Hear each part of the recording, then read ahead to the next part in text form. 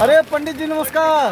नमस्कार। ये तो आज टेम्पो में बैठ के कहाँ जाते हो भैया? कहाँ जाते हो? यही गाड़ी चला रहे हैं, फ्री में देखो पानी बरस रहा है। अच्छा पानी बरसतवा। हाँ हो। हाँ कुछ पानी बरस रहा है। हाँ हो पानी बरसत। जितने सवारी है सबको बैठाए तो 500 रुपया है। 5 रुपया में सवारी? हाँ अरे कहाँ से कहाँ? यहाँ 10 रुपये मोटा 5 में होगा। 5 में होगा? हाँ। अच्छा अच्छा। तो अरे बप्पा हुए जात रहीन भीजत हो? अरे तो पी ली ना दारू है। दारू पी लेन? हाँ अरे दादा। क्या करा जाए। हाँ बप्पा तो अरे पगला ही हैं। पगला यही नाटे तो बच्चे नहीं थे।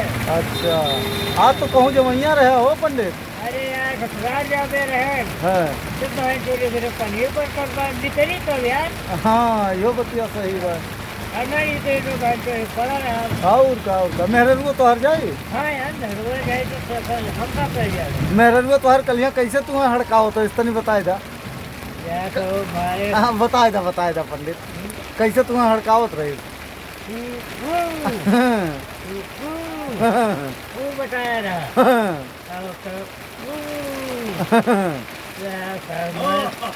तो